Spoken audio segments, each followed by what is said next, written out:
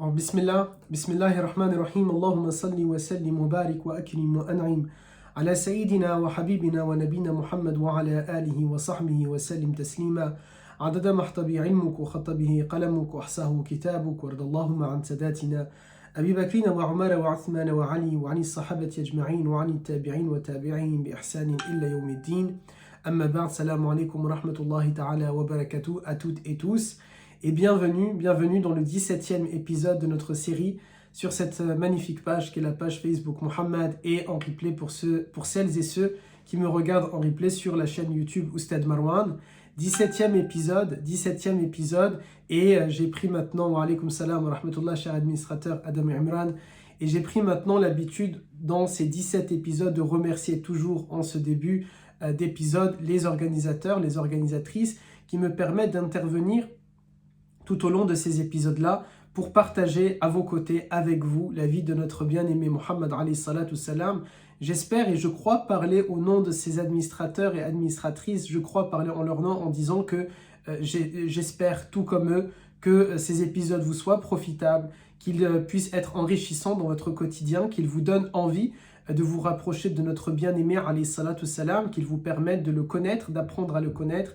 Et je sais que vous êtes déjà certaines et certains à m'avoir contacté en privé. Je ne sais pas si c'est le cas aussi pour la page Facebook Mohammed, pour dire que cela vous apporte du bien, que cela vous apporte des enseignements, des moralités, et que ça vous donne envie de cheminer vers Allah Azza wa Jal et vers notre bien-aimé. Et c'est pour moi un honneur et une fierté que de me dire que je participe à une toute petite échelle aux côtés des personnes qui sont derrière cette page, à réaliser cela, parce que en tant que croyantes et croyants, en tant que musulmanes et musulmans, nous devons justement de cheminer vers Dieu, et pour cheminer vers Dieu, nous avons besoin de notre bien-aimé alayhi salatu salam.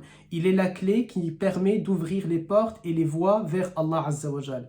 Il est celui que Allah Ta'ala a choisi pour nous enseigner l'islam. Il est celui que Allah Azza wa Jal a honoré par la prophétie. Il est celui que Allah Azza wa Jal a illuminé avec la lumière de la ilaha illallah, et il nous a illuminés avec ce Muhammad Rasulullah, bien aussi que nous soyons illuminés avec cette première partie de la shahada qui est la ilaha illallah.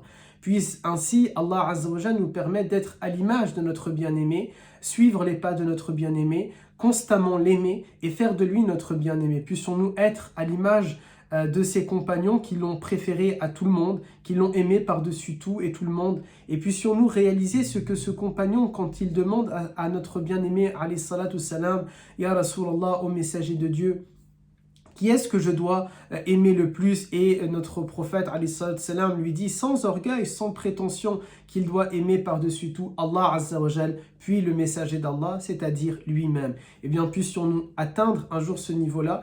Et c'est ce qui est beau dans notre religion, c'est que nous cheminons vers Allah Azza wa Jal. Pas d'inquiétude, pas de soucis, pas de frustration si jamais nous n'avons pas atteint ce niveau-là, ce stade-là dès à présent, tant que nous sommes en train de cheminer vers lui Azza wa Jal, et vers lui alayhi salatu salam. C'est ça finalement l'islam. J'aime à dire et j'ai tendance à dire que le musulman doit être comme un fleuve ou comme un tout petit cours d'eau ou comme une rivière, mais surtout pas comme un lac, aussi grand soit-il. Parce que le lac, aussi grand soit-il, aussi beau soit-il comme le lac Léman en Suisse, à Genève, il ne bouge pas. Vous voyez, il est figé, un lac. Mais un cours d'eau, même aussi petit soit-il, alors je vais faire une pub à ma région, à l'Occitanie et à mon département l'Hérault, même si c'est un petit fleuve ou un grand fleuve comme l'Hérault, eh bien au moins il est en train d'avancer. Et c'est comme ça que le croyant doit être. Il doit être constamment en mouvement, constamment en cheminement. Puisse Allah Azza wa Jal nous permettre, nous aider à cheminer vers lui. Allahumma amin. Alors ce 17e épisode, il s'intitule l'année de la tristesse. Nous nous étions laissés il y a 2 semaines en arrière avec le fait que nous avions parlé du boycott et nous n'avions pas terminé, c'est ce que nous allons faire, et nous devions entamer une année qui est difficile dans la vie de notre bien-aimé alayhi salatu salam, la 10e année de la révélation. Et je ne suis pas quelqu'un qui est attaché à la symbolique des chiffres, bien parce que je ne crois pas qu'il y ait forcément quelque chose à retenir là-dedans, mais ça nous interpelle, ça peut nous interpeller lorsque l'on remarque, lorsque l'on voit que 10 ans après le début de la révélation, ça a été une année de tristesse pour le prophète, alayhi salatu wassalam. Il va connaître quelques événements que nous allons discuter tout à l'heure. Et puis la 10e année, cette fois-ci, de l'hégire, il y a de nouveau une année de tristesse. Pas pour notre bien-aimé, pour lui c'est une joie, puisque c'est la rencontre avec Allah Azza wa Jal, mais c'est une tristesse pour nous, communauté musulmane, encore plus pour celles et ceux qui étaient à ses côtés, les compagnons, les compagnons, puisque cette 10e année de l'hégire, elle est aussi une année de la tristesse bis, elle est une année de la tristesse elle est une année de la tristesse deuxième partie, puisque notre bien-aimé alayhi salatu wassalam décède en l'année 10 de l'hégire. Et donc l'année 10 de la révélation, c'est une année de la tristesse pour le prophète. L'année 10 de l'hégire, c'est une année de tristesse pour la communauté musulmane. Puisse Allah Azza wa Jal nous permettre de nous reconnecter et de nous retrouver avec notre bien-aimé, lui qui, subhanallah, nous manque alors même que nous ne l'avons jamais connu réellement, physiquement, mais il nous manque quand même. Et c'est ça, c'est cette chose-là qui est incroyable lorsque on apprend la vie de notre prophète, alayhi salatu wassalam. Pardon, il y a mon chat qui risque de faire tomber, hop, la caméra. Désolé. Du coup, nous nous étions laissés avec le boycott, mais on n'a pas tout dit au niveau du boycott. Certains éléments que nous n'avons pas cités au sujet du boycott, quels sont-ils? Eh bien, il s'agit du fait que on avait dit que la nourriture était très difficilement accessible pour le prophète, désolé à cause du chat, était très difficile d'accès pour les compagnons, qui étaient quelques compagnons qui n'étaient pas de la famille de Banu Hashim, mais qui ont été expulsés avec la famille du prophète dans un boycott, et c'était quelque chose de très difficile pour eux que d'accéder à la nourriture, à tel point qu'ils ont dû manger des racines, qu'ils ont dû, parfois certains ont dit, alors je ne sais pas si c'est réel ou pas, mais on peut s'imaginer que lorsqu'on a faim, eh bien on mange tout. Certains ont dit peut-être même du sable mélangé avec de l'eau, comme malheureusement nous pouvons le voir aujourd'hui dans certaines régions de l'Afrique, en Éthiopie ou ailleurs. Ils sont malheureusement en train de subir des famines, de subir des sécheresses, et donc parfois il n'y a que un peu d'eau avec de la terre qui va être mélangée pour être mangée. C'était une période très difficile pour les compagnons qui étaient avec le prophète, et de manière générale pour toute la famille du prophète, les Banu Hashim, qui ont été condamnés à cet exil forcé, qui ont été condamnés à cet embargo, qui ont été condamnés tout simplement à cette assignation à résidence dans les faubourgs de Mecca, et avec les conditions que nous avions discutées, que nous avions dit, les mariages qui étaient scellés, qui avaient été contractés entre les membres de Banu Hashim, qu'ils soient hommes ou femmes, et le reste, eh bien, il y a maintenant le divorce qui est prononcé. On n'a pas le droit de commercer avec eux, pas le droit de marchander avec eux, pas le droit de discuter avec eux, même pas le droit de répondre à leur salam. C'est quelque chose qui va être terrible. Et on sait que dans le désert d'Arabie, il ne faut pas penser que c'est constamment chaud. Les nuits sont très froides et les journées sont très chaudes.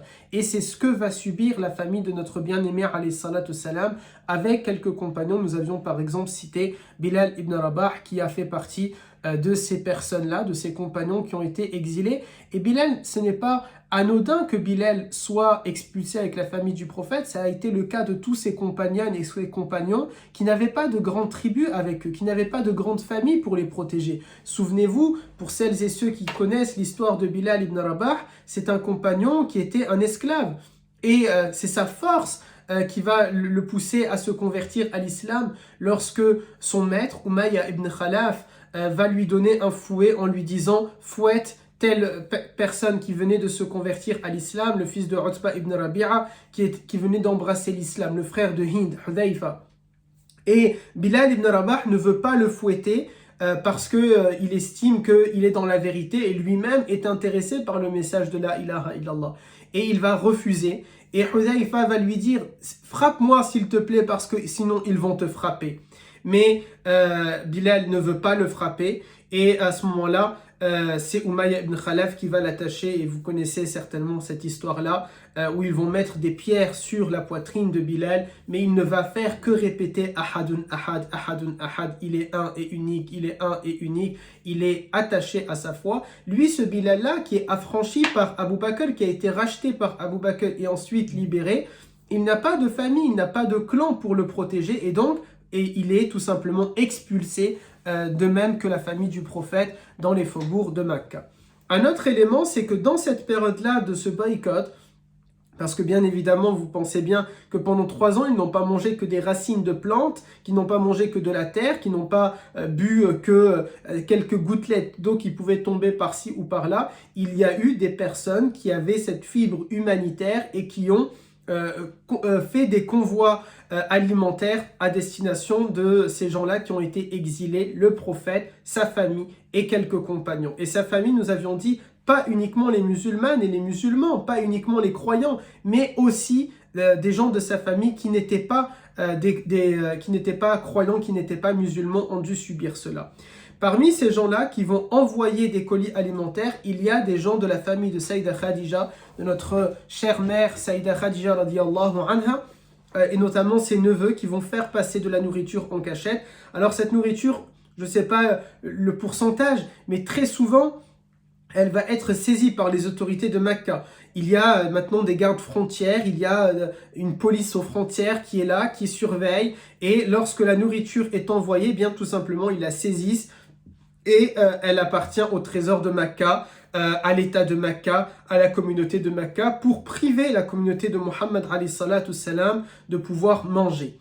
Mais, alhamdulillah, bien sûr, car c'est Allah Azza wa Jal qui va protéger, qui va préserver, il y a quand même eu parfois de la nourriture qui pouvait arriver jusqu'à eux.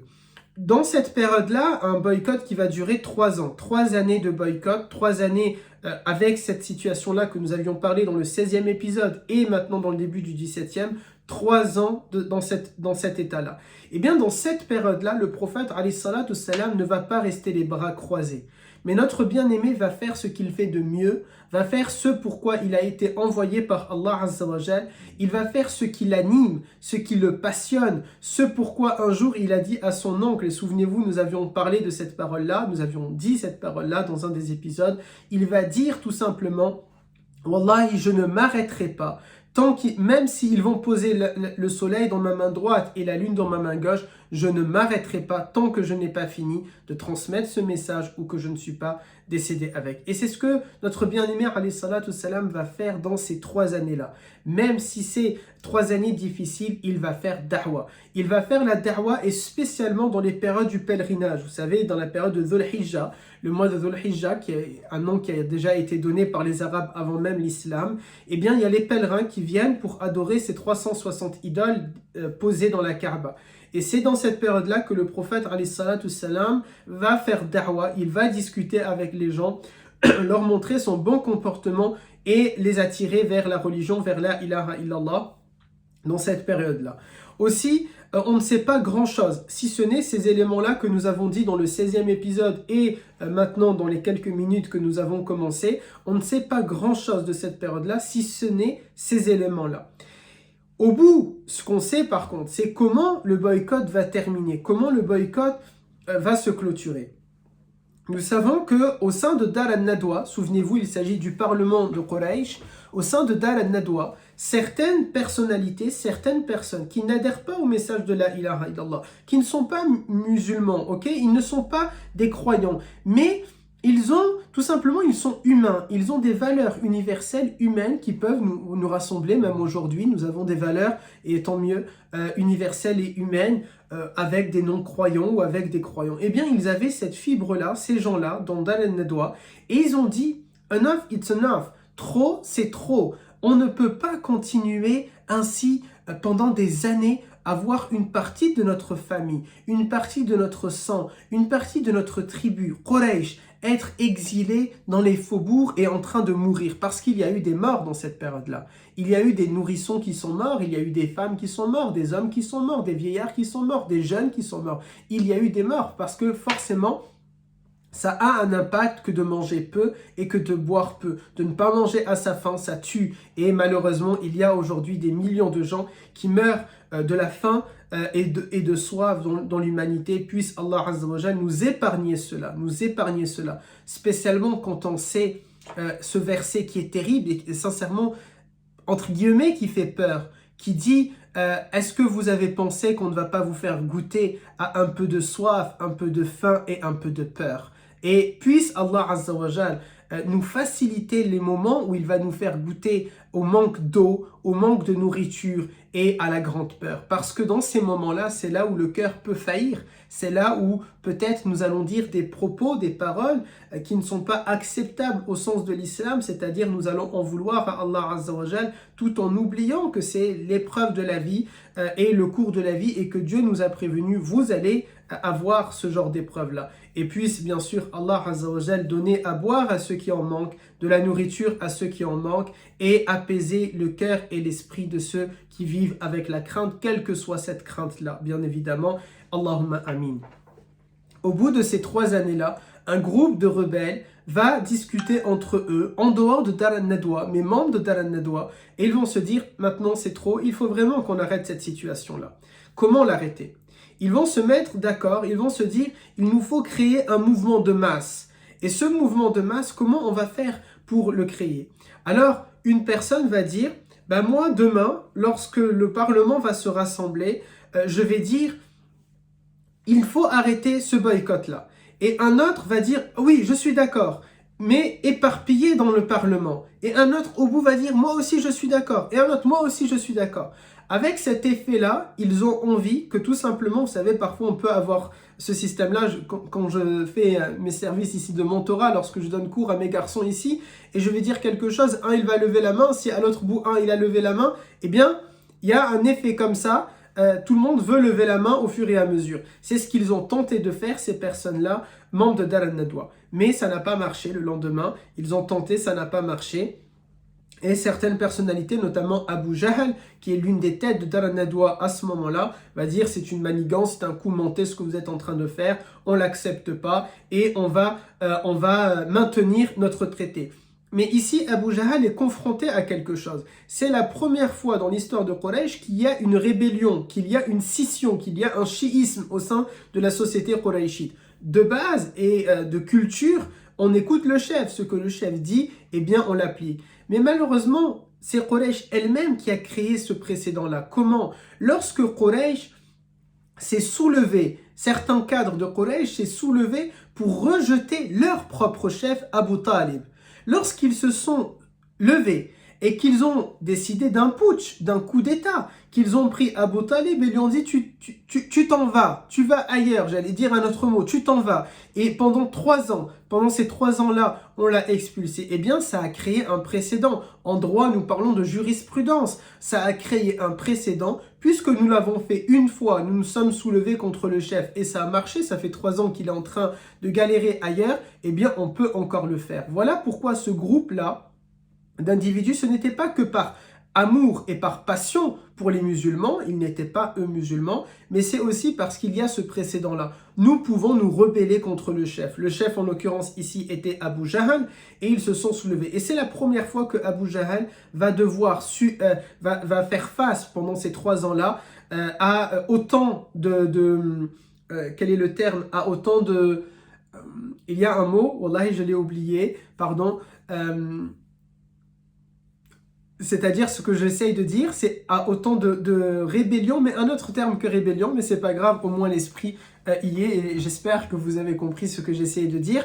En tout cas, à autant d'hostilité, c'était le terme que je cherchais, à autant, alhamdulillah, à autant d'hostilité de la part des membres du Parlement, de la part des membres de Dar al-Nadwa. Et ici, Abu Jahl va faire face, bien qu'il y a presque une majorité de gens qui veut mettre un terme, il va saisir, il va tenir et il va dire non, non, non, et ça ne va pas marcher. Mais qu'est-ce qui va se passer? Cette affaire-là, cette rébellion-là, eh bien, le prophète, alayhi salatu wassalam, va en entendre parler.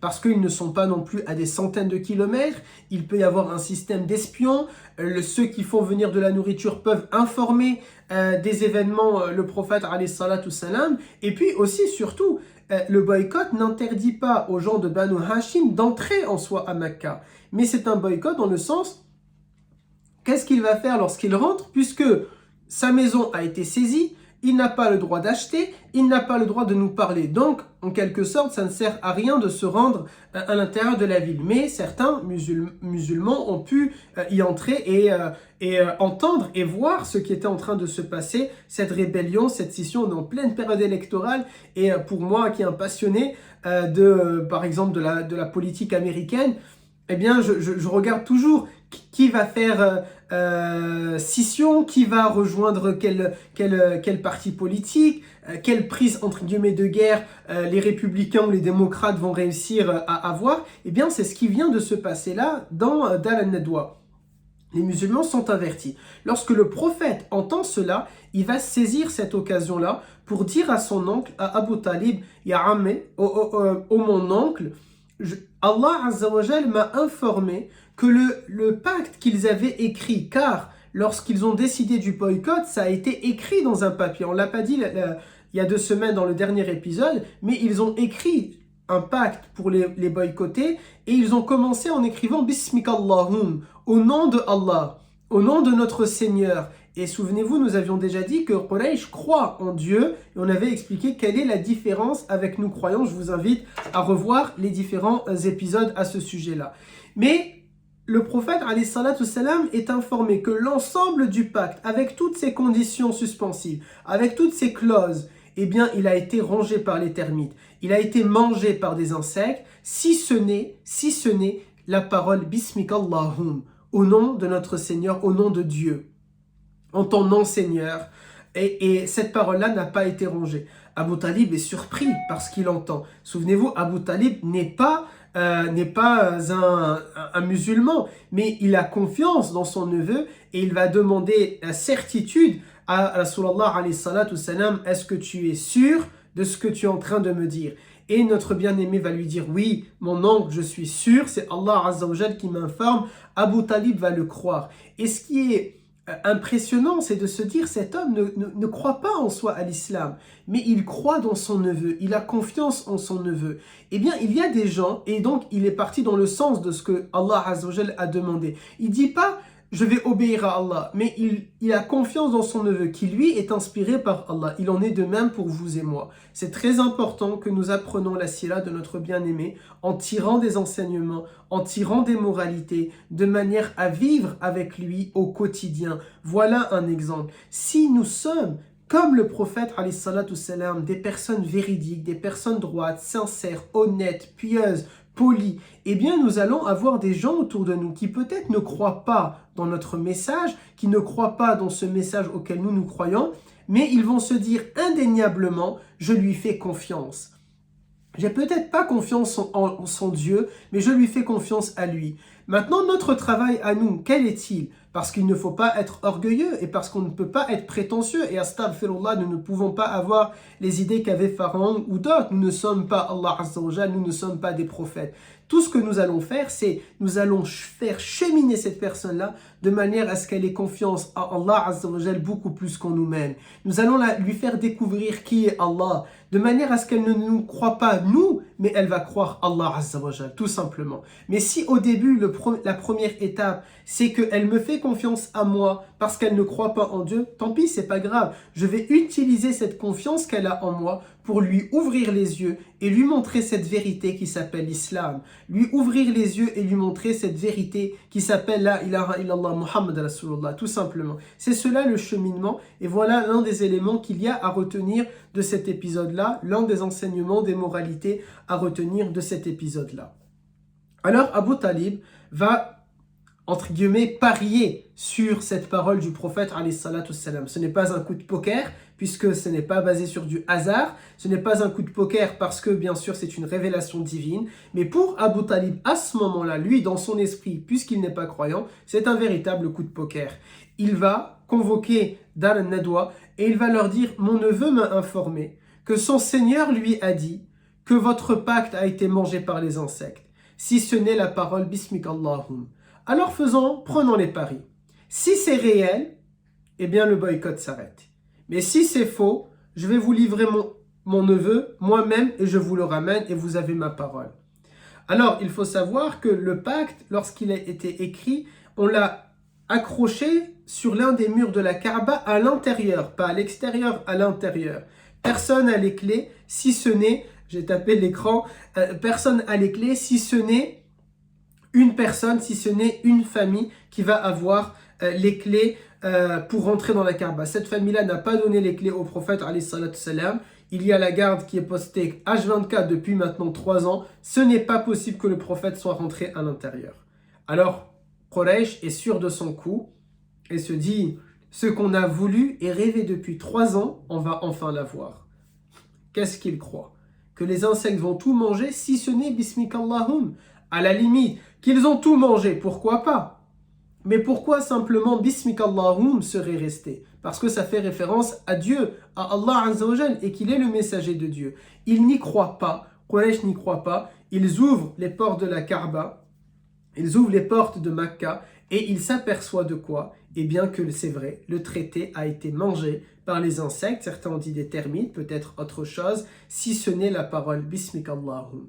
Et cet événement est un miracle en soi, et certaines personnes embrassent l'islam lorsqu'elles voient ça. D'autres personnes ne veulent pas déclarer leur islam parce qu'ils sont un peu travaillés, leur esprit, leur cœur les travaille, mais au fond de eux-mêmes, ils ont conscience que c'est une réalité. Et très souvent, c'est ce qui se passe. Très souvent, certaines personnes ne vont pas déclarer leur religion, leur islam. Ils ne veulent pas s'avouer que Allah Azza wa Jal existe parce qu'ils vont avoir cette gêne ensuite à pratiquer. Et ces personnes-là, il ne faut pas leur en vouloir parce que, j'ai envie de dire, c'est presque une jolie attention. Simplement, il faut juste leur expliquer que ce n'est pas ainsi qu'on fonctionne avec Allah Azza wa Jal. C'est préférable de dire « je crois en Allah mais je ne pratique pas » que de dire « je ne crois pas en Allah parce qu'on ne veut pas s'avouer qu'on croit en lui et à ce moment-là on est assujetti aux pratiques ». Je m'explique, ce que j'essaye de dire c'est qu'il y a certaines personnes, elles se disent au fond de eux-mêmes, et c'est malheureusement un des pièges du nafs, de l'ego qui ne veut que notre perte. Il se dit, le nafs va lui dire « tu sais, toi, normalement, tu as un respect de Dieu. Tu n'es pas comme ces gens qui disent « je crois en Dieu » mais ensuite ils ne pratiquent pas, ils ne respectent pas. Toi, en soi, tu as un respect. Donc, c'est mieux, tu ne crois pas en Dieu et de cette manière-là, tu n'es pas en train de pratiquer. Tu es en paix entre toi et Dieu si vraiment, astaghfirullah bien sûr, si vraiment Dieu est en train d'exister. Mais ça, c'est un piège de nafs. Non, nous disons, nous, il est préférable de croire et de ne pas commettre de méfaits. Mais entre croire et ne pas commettre de méfaits et dire je ne crois pas pour ne pas pratiquer, il y a un juste milieu. Ici, il y a peut-être pas juste milieu, mais en tout cas, il y a un milieu. Le juste milieu est plutôt ici. Il y a un milieu. C'est au moins je crois, mais je ne pratique pas. Et c'est pour ça qu'il vous faut absolument, à celles et ceux qui m'écoutent, si vous me le permettez, sans être moralisateur avec vous, sans être dans le jugement avec vous. Wallahi al-Adim, pas du tout. Mais de vous dire, chères sœurs et chers frères, si tu as un manque dans ta pratique religieuse, ce n'est pas grave pour le moment. Crois quand même et fermement en Allah Azza wa Jal. Et demande-lui lorsque tu le souhaites, demande-lui lorsque tu as l'envie, demande-lui de t'aider à pratiquer ta religion, à te réconcilier avec lui, à te reconnecter avec lui. Mais ne te dis pas, chères sœurs et chers frères, non, j'écarte Allah parce que dans tous les cas, je ne pratique pas, donc je suis mauvais, donc ça ne se fait pas que j'implore Allah. Non, ne coupez jamais le lien entre vous et Allah Azza wa Jal. Ne coupez jamais le lien entre vous et votre Seigneur. Il n'y a personne entre nous et Allah. Et c'est ce qui est beau dans notre religion musulmane, il n'y a pas de clergé. Il n'y a pas un intermédiaire entre nous et Allah. C'est Quraysh qui a mis des intermédiaires avec les statues. Mais nous ne croyons pas dans les intermédiaires. Personne n'a le droit de vous couper entre vous et votre Seigneur. Ne vous coupez du coup pas vous-même entre vous et votre Seigneur. Si aujourd'hui il y a des manquements dans votre vie, eh bien soit, c'est pas grave pour le moment. Quand je dis c'est pas grave, en espérant que ce soit une mauvaise passe, une mauvaise période pour vous, mais implorez Allah et Allah Azza wa Jal va venir vers vous. N'oubliez pas ces paroles-là que notre bien-aimé nous a enseignées. Et testez-les de manière à voir que c'est réel et qu'il est sincère et que c'est une parole véridique pour cet homme véridique. Faites un pas vers Allah. Allah Ta'ala va en faire 10 vers vous. Faites juste un tout petit pas. Un tout petit pas. Allah Ta'ala va faire 10 grands pas vers vous. Bi'idnillah, puissiez-vous, celles et ceux qui m'écoutent et qui ont ce petit conflit entre eux et leur Seigneur, être apaisés par les réponses que Allah Azza wa Jal va vous accorder et va vous donner dans la vie. Allahumma amin. Alors, Abu Talib Et maintenant, certains de cette affaire, on l'a dit, ils parlent à Dar Nadwa et ils regardent. Et maintenant, eh bien, il y a deux récompenses dans cette affaire-là. La conversion de certains. Et deuxièmement, c'est la fin du boycott. Et alhamdulillah, c'est un moment de joie pour la communauté musulmane. Et c'est un moment de joie pour les Banu Hashim, mais qui est très rapidement entaché, qui est très rapidement endeuillé, parce que tout simplement 3 ans difficiles de famine, eh bien ça a marqué le corps irrémédiablement, ça a marqué le corps, la vie d'un certain Abu Talib, celui qui était un mentor pour notre bien-aimé alayhi salatu salam, celui qui a joué le rôle de père pour notre bien-aimé alayhi salatu salam, celui qui a été bien plus qu'un père de substitution, il a été un protecteur de la ilaha illallah, il a été un gentil de l'islam, il a été un homme qui a protégé les musulmanes et les musulmans, les croyantes et les croyants, alors qu'il ne partageait pas cette foi, alors qu'il ne partageait pas cette religion, il a protégé les musulmanes et les musulmans. Et il a tout fait pour protéger son neveu. Il a tout fait pour empêcher Quraysh de toucher un seul cheveu de notre bien-aimé alayhi salatu salam. Il a été un mastodonte, il a été un géant, il a été un pilier, il a été une montagne pour notre bien-aimé alayhi salatu salam, à tel point que c'est quand Abu Talib va dire une parole qui laisse entendre peut-être qu'il va abandonner son prophète, qu'il va abandonner notre prophète, on aurait aimé qu'il le considère comme son prophète, et lorsqu'une parole qui va laisser entendre qu'il va abandonner le prophète alayhi salatu salam, et notre bien-aimé va se mettre à pleurer et à lui dire, est-ce que toi aussi tu vas m'abandonner, ô mon oncle? Et Abu Talib va lui dire, non, je ne t'abandonne pas, et le prophète va être rassuré. Eh bien cet homme-là, il est marqué par ces 3 années, d'embargo, et il va quitter notre bien-aimé alayhi salatu salam. Il décède le 7 Ramadan de l'année 10 de la révélation.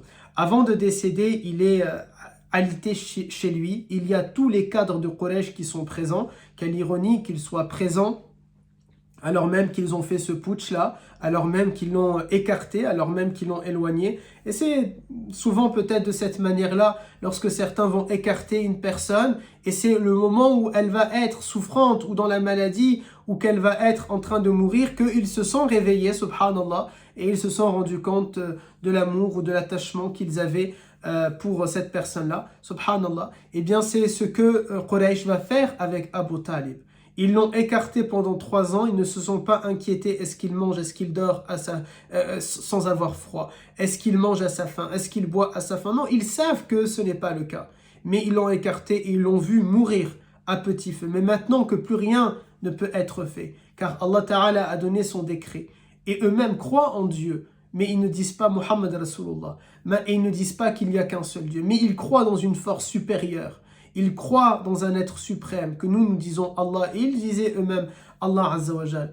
Eh bien, maintenant qu'il a décidé de rappeler à lui Abu Talib, ils sont rassemblés autour de lui, présents, et certains peinés de ce qui est en train d'arriver à Abu Talib. Mais surtout, ils sont là pour veiller à ce que Abu Talib n'embrasse pas la religion musulmane.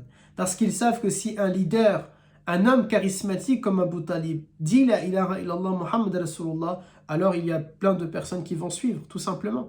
Il y a énormément de gens qui vont suivre, et spécialement chez les Banu Hashim. Et donc ils sont là pour monter la garde.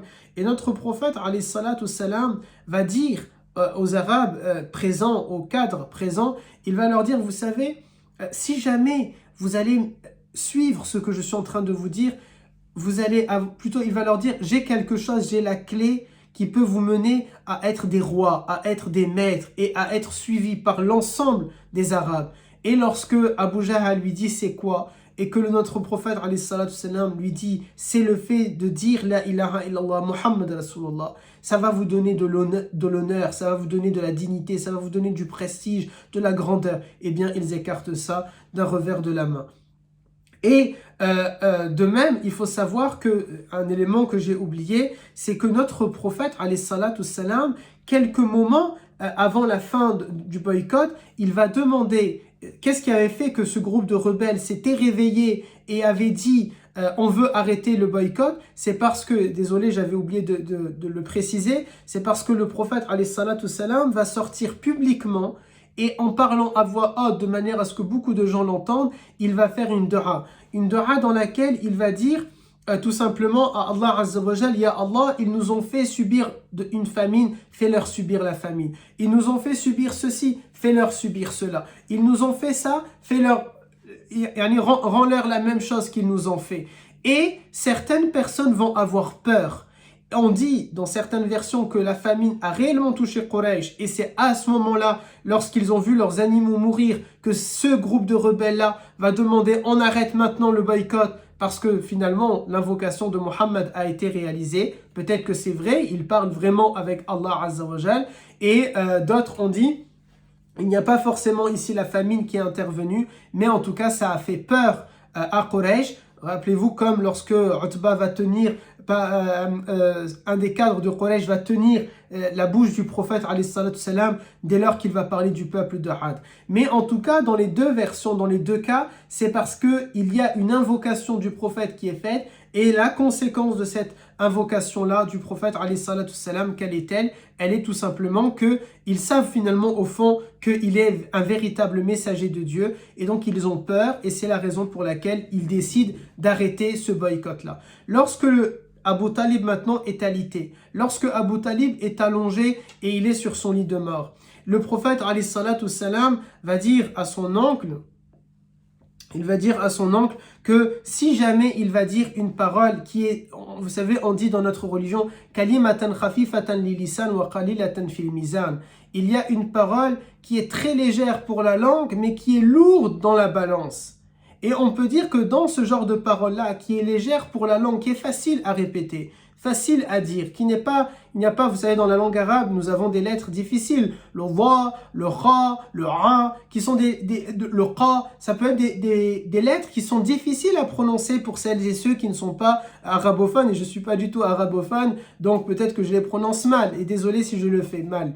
Mais il y a dans la shahada que des lettres douces, très faciles pour la langue à prononcer. La ilaha illallah. C'est quelque chose de doux, de très léger, de très facile. Muhammad Rasulullah. C'est quelque chose qui est très très simple. Mais cette parole-là, elle est lourde dans la balance. Qalilatan fil mizan.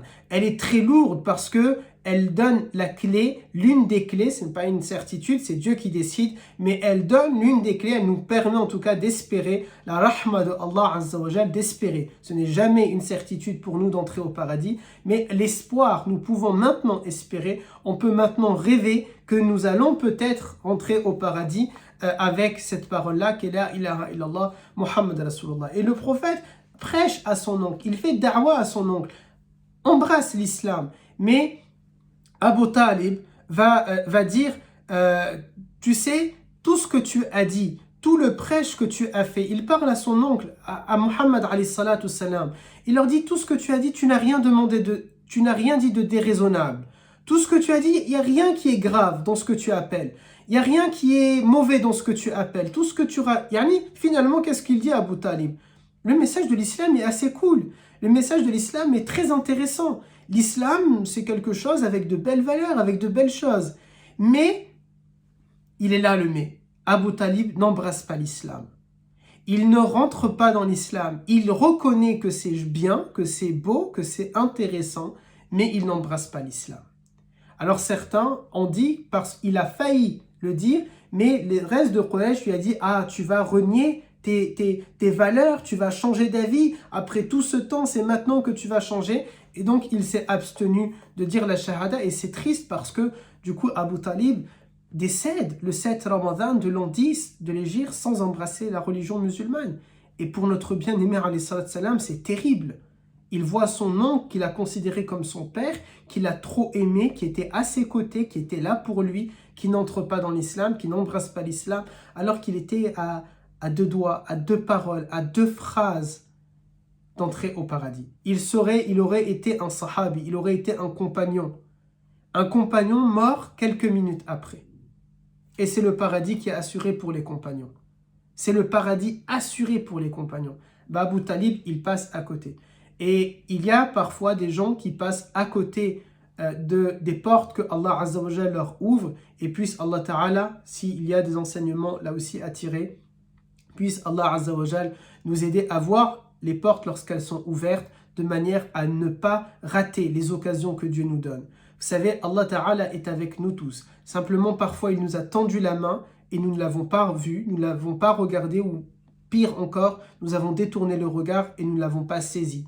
Mais Allah Azza wa Jal nous aide, Allah Azza wa Jal nous facilite. Et vous, chères sœurs et chers frères qui regardez cette vidéo en direct ou en replay, c'est la preuve que Allah Ta'ala vous veut du bien, parce que nous disons Man yuridullahu khayran yashrah sadrahu lil islam. Celui à qui Allah Ta'ala lui veut un bien, il lui ouvre les voies, les portes vers l'islam, vers l'apprentissage de sa religion. Et donc, alhamdulillah, Allah Ta'ala vous aime. Allah Ta'ala vous aime, Allah Ta'ala vous a honoré avec la ilaha illallah et avec l'apprentissage de la ilaha illallah, avec l'amour de cette religion et avec l'envie d'apprendre sa religion. Et alhamdulillah, Allah Ta'ala a choisi notre cher frère Adam Imran, l'administrateur, comme étant un sabab, comme étant une cause. Pour cela, puisse Allah Ta'ala en être satisfait et répondre à l'ensemble de ses invocations qu'il souhaite. Et Dieu sait ce qu'il désire et ce qu'il souhaite, de même qu'il puisse le faire pour chacune et chacun d'entre vous. 3 jours après la mort de Abu Talib, qui est mort du coup en dehors de l'islam, 3 jours après, 3 jours c'est vous savez, le temps de deuil. 3 jours c'est la période de deuil en islam, si ce n'est, c'est plus si jamais c'est une épouse qui perd son mari, ça peut aller jusqu'à 4 mois et 10 jours, c'est 4 mois et 10 jours, mais le deuil pour d'autres personnes c'est 3 jours. Qu'est-ce qu'on entend par le deuil? C'est-à-dire que dans l'islam on va dire, j'ai perdu quelqu'un que j'aime, un frère, une sœur, un père, une mère, peu importe, un enfant. L'islam dit, tu as 3 jours dans lesquels tu peux être en mode off. Alors ça ne veut pas dire qu'on ne fait pas nos prières, nous devons toujours faire nos prières, nous devons tenir nos adorations, mais c'est 3 jours dans lesquels on peut comprendre que tu n'as envie de rien faire. C'est 3 jours dans lesquels on peut comprendre que tu n'as pas envie de voir des gens, que tu n'as pas envie de sortir, que tu n'as pas le moral, que tu n'as pas... Yannick, que tu es tout simplement, celles et ceux qui ont connu des deuils de personnes qui leur sont chères, ont connu cette période-là. Elle peut durer plus longtemps, mais islamiquement, nous disons, c'est 3 jours. Le 4e jour, l'islam ne t'interdit pas de pleurer. L'islam n'interdit pas d'être peiné. L'islam n'interdit pas d'avoir de la tristesse. Mais l'islam va nous dire, par contre, wake up, lève-toi et reprends ta vie. Tu peux pleurer encore, tu peux être triste encore, mais ne dis que ce qui plaît à Allah Azza wa Jal, dans les 3 jours ou après les 3 jours. Mais 3 jours, on va dire, c'est un peu un congé. Tu peux ne pas aller travailler et rester à la maison. Tu peux ne pas sortir et rester à la maison. Tu peux ne pas faire tous tes devoirs. On ne parle pas des devoirs religieux, on parle de d'autres. Peut-être que pendant ces 3 jours, oui, tu ne vas pas faire le ménage chez toi. Peut-être que pendant ces 3 jours-là, tu ne vas pas, peut-être dans ces 3 jours-là, tu ne vas pas t'occuper comme il se doit de tes enfants. Peut-être que dans ces 3 jours-là, tu ne vas pas t'occuper comme il se doit de tes parents. Mais le 4e jour, malgré ta peine, malgré ta tristesse, il te faut te lever, reprendre le cours de ta vie et tu peux bien sûr être peiné et triste, il n'y a pas de mal. Mais il te faut passer à autre chose. Et bien notre prophète, alayhi salatu salam, lui n'a pas le temps de passer à autre chose. Parce que à peine son deuil est fini, à peine les 3 jours sont passés dans lesquels il a été très triste pour son oncle Abu Talib, qui est comme un père, eh bien, il connaît un nouveau décès, il connaît une nouvelle mort, et la mort de quelqu'un qui lui est cher, la mort de quelqu'un qui est important à ses yeux, c'est notre mère Sayyida Khadija radiyallahu anha, qui 3 jours après le décès de Abu Talib décède le 10 Ramadan de l'an 10 de la révélation. 3 jours après. Le prophète n'avait pas eu le temps de sécher ses larmes, qu'il doit de nouveau faire face à la mort de quelqu'un qui lui est cher. Et je raconte ce passage-là dans mon dernier livre, Nous sommes les mères des croyants et voici notre histoire. Et permettez-moi juste au passage, avant de lire ce passage du livre, les administrateurs de la page Facebook Mohammed vous permettent de bénéficier d'un code pour acheter mon livre avec tout simplement le code promo Mohammed, écrit de la même manière que la page Facebook. Donc n'oubliez pas, avec le U, il y a les 2 petits points en haut. Sur le U, si vous utilisez ce code-là sur ma boutique en ligne, et normalement les administrateurs vont vous mettre l'affiche ou le lien prochainement, Inch'Allah Ta'ala. Si ça n'a pas été fait, Wallah, je ne sais pas, je n'ai pas vérifié, mais en tout cas je crois que ça sera fait, puisqu'ils m'ont donné l'accord de pouvoir vous faire bénéficier de ce code-là. Eh bien vous avez moins 10% pour la commande du livre, Inch'Allah, en mettant ce code-là, Muhammad. Donc c'est un livre qui parle de la vie du prophète, puisque nous sommes en train de traiter de la vie du prophète, alayhi salatu salam, et c'est un moyen de découvrir, vous savez, on est en train de voir la sira de manière comme ça générale, tout en donnant un peu de détails. Avec ce livre-là, avec mon dernier livre, c'est l'occasion de vivre, de voir la vie du prophète alayhi salatu salam depuis l'intérieur de la maison du prophète. Et je viens de poster ce matin une vidéo, alors elle est un peu longue je sais, de 2 heures sur ma chaîne YouTube qui s'appelle « Présentation du livre Les Mères des Croyants » et peut-être ça vous donnera d'autant plus envie après l'écoute de cette présentation-là. Pourquoi il vous faut absolument acheter ce livre-là, pourquoi il vous faut absolument ce livre-là. C'est une vidéo aussi que je vous invite à regarder.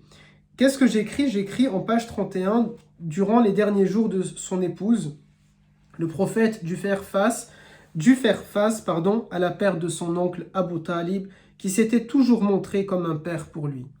Il décéda le 7 Ramadan de l'an 10 de la Révélation.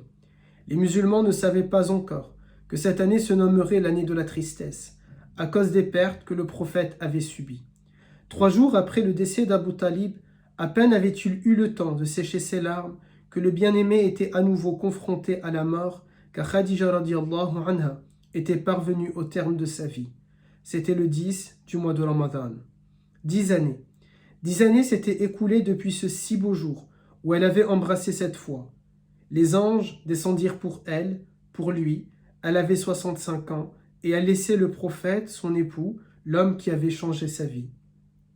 Un parfum subtil émanait de son corps. Allah lui montra sa place au paradis et le palais qu'il lui avait promis. C'est donc ainsi qu'elle rejoignit son Seigneur.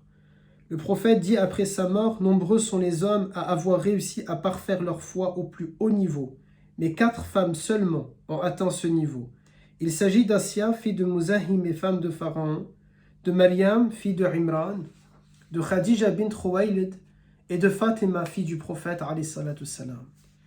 Il dit également, la meilleure des femmes au monde a été Maryam, la meilleure des femmes de ma communauté a été ma première épouse Khadija. À son décès, la prière mortuaire n'avait pas encore été prescrite, elle n'eut donc pas lieu sur sa dépouille. On l'enterra dans le cimetière d'Al-Hajoun. Le prophète, alayhi salatu salam, descendit son corps dans la tombe, sa nouvelle demeure, et il exigea d'être le seul à l'ensevelir. Il resta triste des mois entiers, il continua de faire vivre sa mémoire par son évocation, notamment auprès des mères des croyants qui lui succédèrent. Dieu, dans son immense sagesse, l'a fait rappeler à notre souvenir dans son livre, lorsqu'il dit « Azza wa Jal ne t'a-t-il pas trouvé démuni quand il t'a enrichi ?» Wa wajadaka a'ilan fa'arna. Ce verset fait écho au soutien financier qu'elle accorda au prophète et à la communauté musulmane. Les compagnons relateront son histoire et les bénédictions qui lui ont été accordées et enseignées par le prophète, alayhi salatu salam, et c'est principalement par le biais de Ali qu'elle éduqua comme un fils, et la mère des croyants Aïcha bint Abi Bakr radiyallahu anha, que ces récits sont parvenus jusqu'à nous. Voilà, pour Khadija radiyallahu anha, on n'a pas vu dans les 17 épisodes tous les moments, toutes les grandes choses qu'elle a fait, qu'elle a réalisées, mais 10 ans après le début de la révélation, malheureusement, pour notre prophète, alayhi salatu salam, eh bien, elle va tout simplement retourner vers Allah Azza wa Jal et le prophète devient veuve. Alors oui, chère sœur ou chère frère, je crois c'est sœur, Natasha Queen, le livre est en français. Il est totalement en français et les administrateurs vont vous mettre le lien, normalement, je crois. Mais en tout cas, oui, il est en français. Et il est disponible parce que je sais, masha'Allah, qu'il y a dans cette page Facebook des sœurs et des frères venus de partout dans le monde. Certains avaient dit la dernière fois le Luxembourg, il y a eu les Comores aussi, il me semble qu'il y avait noté. Le livre est disponible dans le monde entier au même prix qu'en France, avec les mêmes frais de livraison qu'en France, et que vous soyez à l'étranger ou en France, vous bénéficiez des 10%, des moins 10%. Voilà pour notre mère Khadija radiyallahu anha qui va donc décéder et le prophète va devoir faire face maintenant à ces deux événements-là. La mort de Abu Talib, 3 jours après la mort de Khadija. Et il faut bien comprendre, cette année 10 de l'Hégire, le prophète perd 2 de ses plus grands soutiens. Il perd Abu Talib Et il faut savoir que personne n'a voulu toucher au prophète parce que Abu Talib était là. Il était un protecteur. Mais maintenant, le prophète perd son plus grand soutien dans la communauté non musulmane. Et il perd son plus grand soutien dans la communauté musulmane. Il perd ses deux plus grands soutiens, un homme et une femme. Quel équilibre! Et ils ont dit que notre religion était machiste et misogyne. Non. Un équilibre, un équilibre. Un homme, une femme. Une personne dans la communauté non musulmane, une personne dans la communauté musulmane. C'est de cette manière-là que ces deux personnes-là, pendant 10 ans, ont soutenu le prophète alayhi salatu salam, de manière différente, chacun à leur manière. Saïda Khadija radiallahu anha, son épouse, elle a mis son argent au service de l'islam. Et Abu Talib a mis son influence politique au service de l'islam. Mais le prophète, en 3 jours, il perd ses deux plus grands soutiens. Et c'est pour ça qu'on appelle cette année-là l'année de la tristesse, Am al-Huzun, l'année de la tristesse, mais pas que, parce qu'il y a un autre événement. Barakallahu fik, cher administrateur, vous voyez, il vous répond en vous disant qu'ils sont en train de faire une affiche pour la promotion. Donc vraiment, barakallahu fik. Restez du coup, pour celles et ceux qui ne sont pas abonnés et qui n'ont pas enclenché les notifications sur la chaîne Facebook, c'est le moment maintenant là de le faire, de manière à être informé justement lorsque l'affiche sera disponible. C'est vraiment là, sur leurs réseaux sociaux, que ça va être posté, pas sur le mien. Du coup, là, c'est vraiment... Enfin, sur le mien, bien sûr, je vais partager, mais c'est vraiment sur le leur qu'il va falloir être abonné et notifier et enclencher les notifications. 3 jours, le prophète perd deux piliers, 2 éléments importants de sa vie. C'est la raison pour laquelle on a appelé cette année-là Am al-Huzun, encore une fois. Mais pas que. Il y a un autre événement qui va aussi être très difficile pour le prophète, alayhi salatu salam. Un événement qui s'est passé dans une ville qui n'est ni Makkah ni Medina et qui est la ville de Taïf. Mais ça, c'est quelque chose que nous découvrirons la semaine prochaine, Inch'Allah, dans un autre épisode, le 18e épisode, pour savoir qu'est-ce qui s'est passé également à Taïf, cette ville dans laquelle le prophète alayhi salatu salam va partir pour leur faire da'wa, pour leur présenter le message de l'islam, le message de la ilaha illallah. Barakallahu fikum, j'espère sincèrement et de tout cœur que cet épisode, que les précédents vous plaisent et qu'il vous apporte un enrichissement spirituel, qu'il vous aide et vous donne la volonté de cheminer vers Allah Azza wa Jal, car c'est le but et c'est la volonté ici qui est recherchée. N'oubliez pas dans vos invocations, n'oubliez pas également de faire des invocations pour celles et ceux qui me permettent d'intervenir, que Allah Azza wa Jal a utilisé comme étant un moyen, et ça me permet de faire cette invocation. Puisse Allah Azza wa Jal toujours nous utiliser et ne jamais nous oublier. Puissions-nous nous-mêmes ne jamais oublier Allah Azza wa Jal. Lorsque je dis puisse Allah Azza wa Jal ne jamais nous oublier, bien sûr l'oubli n'appartient pas à Allah, mais dans le sens que Allah Ta'ala se détourne de ceux qui l'ont oublié, se détourne de ceux qui l'ont ils ont tourné le dos à Allah Azza wa Jal, alors Dieu leur a fait oublier leur propre personne. Puissions-nous ne pas être de ces personnes-là. Puisse Allah Azza wa Jal apporter de la paix, de la quiétude, de la sérénité dans nos foyers. Puisse Allah Azza wa Jal nous permettre de ne pas connaître ce qu'a vécu le prophète alayhi salatu salam, à savoir la perte de 2 personnes proches et des soutiens et des piliers pour nous en si peu de temps, parce que celles et ceux qui ont connu le deuil savent que c'est quelque chose qui est difficile, mais encore plus lorsqu'il faut à peine avoir séché ses larmes, qu'il faut recommencer avec ce deuil-là. Puisse Allah Azza wa Jal nous accorder une mort dans la ilaha illallah et un ressuscitement dans la ilaha illallah.